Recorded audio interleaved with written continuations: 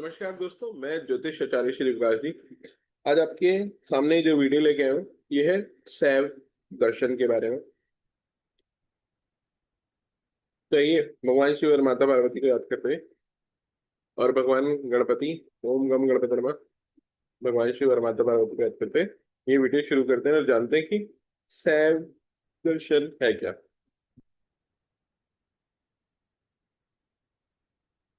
शैव दर्शन वह हिंदू दार्शनिक आध्यात्मिक परंपरा है जो शिव, परम शिव को परम सत्य स्व प्रकाश चेतना मानती है।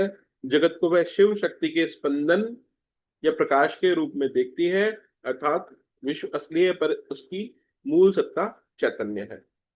तो शैव दर्शन ये कहता है कि केंद्र में शिव है और उनकी अभिव्यक्ति शक्ति के द्वारा होती है।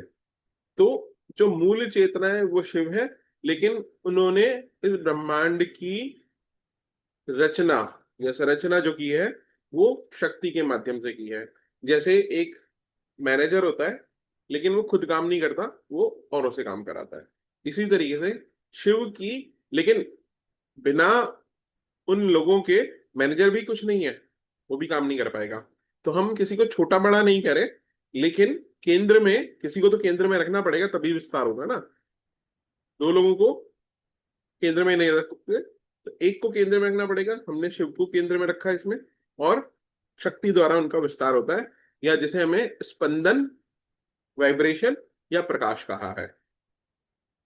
स्पंदन है क्योंकि ब्रह्मांड में हर जगह प्रकाश नहीं है। कुछ कुछ तारे हैं जैसे हमारा सूर्य है जो प्रकाश है, लेकिन बाकी जो है स्पंदन के द्वारा इस ब्रह्मांड का विस्तार हुआ है या संरचना हुई है। मूल धारणा, धारणा जो है परम तत्व, शिव को परम तत्व या शुद्ध चैतन्य या कॉन्शियसनेस कहा गया है। और शक्ति उनकी स्वाभाविक इच्छाएं हैं, स्वाभाविक शक्तियां हैं, जैसे इच्छा, ज्ञान, क्रिया। तो मैंने एस्ट्रोलॉजी की पढ़ाई की, ज्योतिष आचार्य का कोर्स किया, तो मैं विकास हूं। लेकिन जो मेरा विकास हुआ, जब मैं आपके सामने आज बोल पा रहा हूँ, तो क्योंकि मैंने पढ़ाई की, तो मेरी अभिव्यक्ति जो हुई है वो मेरी ज्ञान के द्वारा हो रही है। तो उसको मेरी शक्ति जो है, ज्योतिष ज्ञान की जो मेरी शक्ति है, हम इस तरीके से इसको समझ सकते हैं। तो शिव और शक्ति की दोनों ही इंपॉर्टेंट है। तत्व मीमांसा सृष्टि का क्रम 36 तत्वों से समझा जाता है, शिव शक्ति से लेकर स्थूल पंचभूत तक, है ना। बंधन, ज्ञान और सीमाएं, अणव, माम्य, कार्मिक मल के कारण आत्मा अपनी अनंतता को भूल जाता है। तो बेसिकली शैव दर्शन क्या कहता है कि हम भी शिव हैं, हम भी शिव का रूप है, उस परमात्मा का हम एक अंश आत्मा है।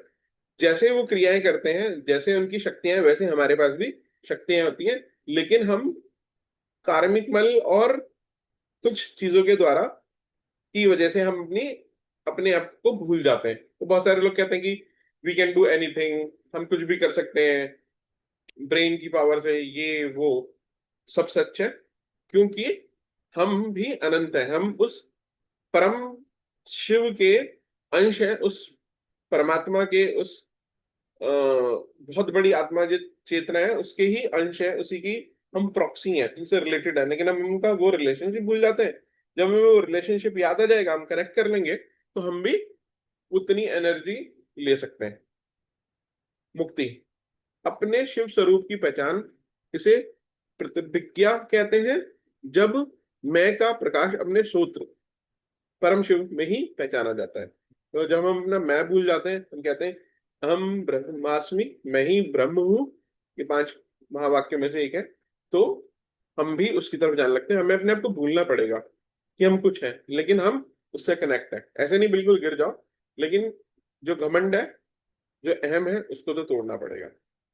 प्रमुख शाखाएं या संप्रदाय, काश्मीर शैव्य है, अद्वैतवाद है, सिद्धांत प्रतिज्ञा है, स्पंदन, साधना मार्ग, उपाय त्रय, संभव, शक्त और अणव है। शैव सिद्धांत दक्षिण में भी है, हम ज्यादातर कश्मीर में जानते हैं, लेकिन शैव सिद्धांत जो है वो दक्षिण में भी है। अधिक क्रिया और पूजा सिद्धांत है, और दैत्य विशिष्टाद्वैत द्वैत रंग है।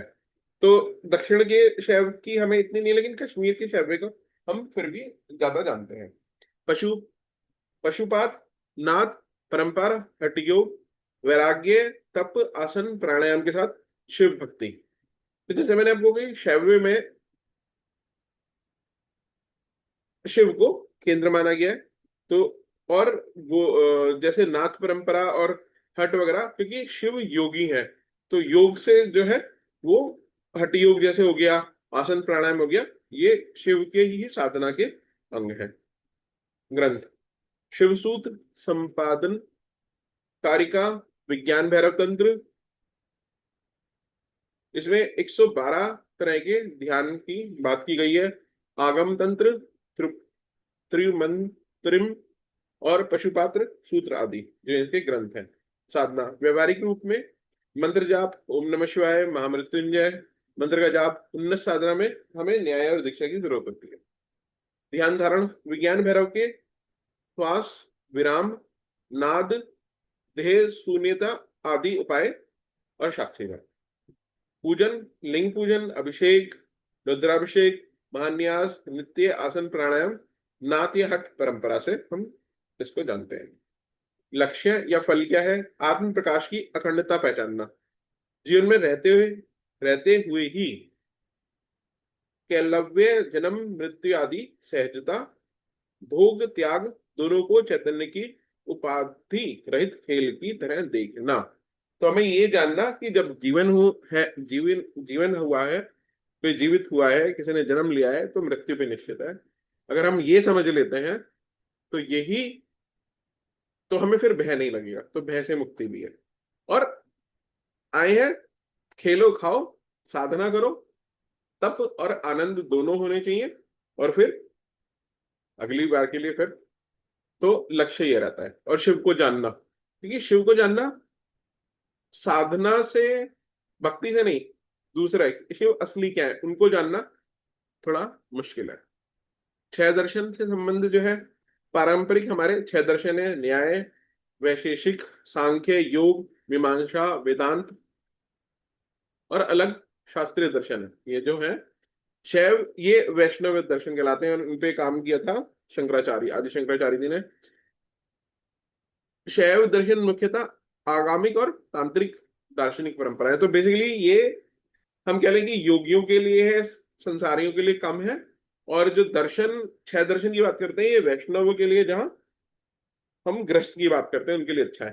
तो इसकी सुदृढ़ दर्शन है। और विशेषता जो मैंने आपको बोला था कि कश्मीर शैव्य में इसके बारे में ज्यादा हमें ग्रंथ मिलते हैं, या उसके बारे में ज्यादा डिटेल मिलती है, लेकिन जानना कोई बुरा नहीं होता।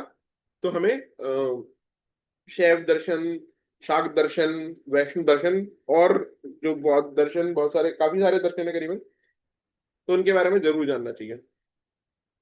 अगर उसकी आज्ञा रही तो आपको मैं हर दर्शन के बारे में, जितनी मेरी सीमित बुद्धि है, उससे जरूर वीडियो लाता रहूंगा, जिससे आपको भी कम से कम जो ये सागर है ज्ञान का, इसके कुछ बूंदे तो प्राप्त हो ही जाए, वो किसी भी माध्यम से, मेरे या किसी और के माध्यम से।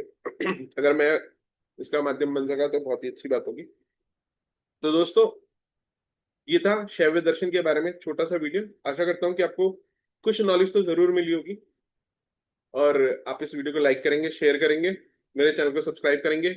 इसी आशा उम्मीद के साथ मैं अपनी वाणी को विराम देता हूँ। फिर जल्दी ही मिलेंगे एक नए वीडियो में, ज्ञान भरी बातें करते हुए।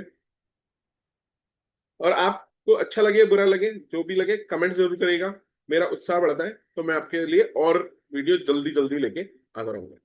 तब तक के लिए जय श्री राम, जय महाकाल, जय हो भोलेनाथ, ओम नमः शिवाय।